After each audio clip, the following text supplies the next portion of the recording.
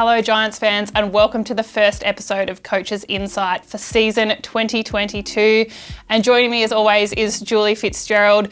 Jules, heading into season number 24, how are you feeling? I'm really excited. It does seem like the pre-season's been going for a long time. We've had a lot of pre-season matches, and I think it's time for us to really step out there now.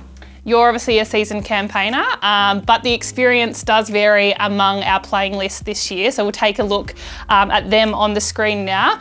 What do you make of this year's squad, and what came into play when you were finalising the squad over the off-season? Oh look, we definitely have a mix of experience and inexperience in this team, and I think you've always got to have an eye on a present and an eye for the future, and I'm really excited about the youth in this team and the way that they will come through. Sam Pullman's retirement is really the only change to your go-to starting seven that you were rolling out last year. We have seen Tilly McDonald wear that goalkeeper beard for the majority of the pre-season. Are we likely to see her get the nod come on Saturday? Yes, you are.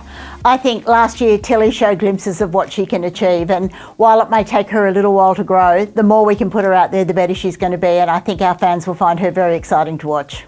We've seen this squad plus our extended squad out across the pre-season schedule. You did play 11 games. Pre-season isn't just about the results. What were your focuses heading into the pre-season schedule? Oh look, I always like to win, but as you said, in pre-season, that's not what matters. It's getting people out there, seeing what they can achieve at that level and what combinations are working and what aren't working. So I'm pretty pleased with what we did. We certainly developed across the course of the pre-season, and that's what you're asking for.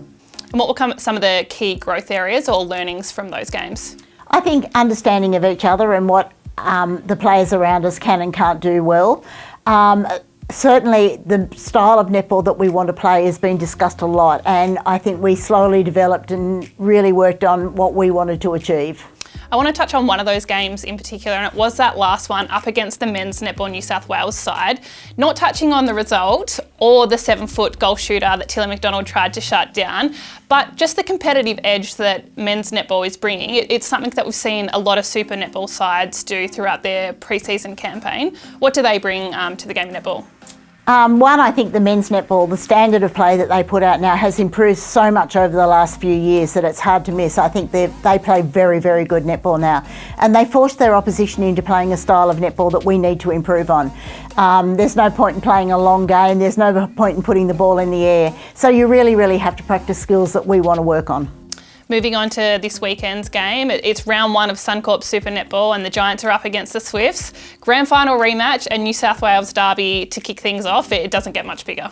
No, it doesn't. We're really excited. I think just to be back home and hopefully having a full season where we have home and away and our fans are at games and we have a home court, I think it'll be really exciting.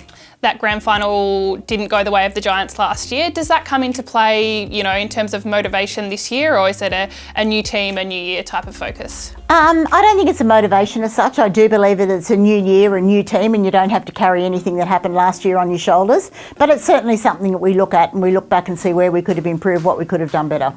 You've played the Swifts twice throughout the pre-season, and Giants did get the upper in both games, but we do know both sides weren't at full strength. What learnings from those two games do you take into this Saturday's match? It does come back to the results don't matter, and both of us had very different teams on the court than you'll probably see play tomorrow, but every time you take the court you're learning, and particularly for players who have a little less experience, every time they take the court it's an opportunity to step up.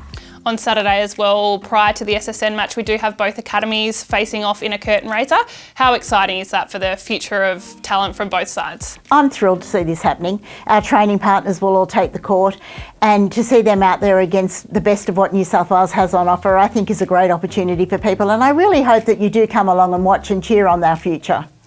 Well, as Jules said, it all gets underway this Saturday. The Academy game is kicking off at 5:30, with the main match getting underway at 7 o'clock. Tickets are still available via Ticketek, so make sure you get your tickets, get your orange on, and get to KRA.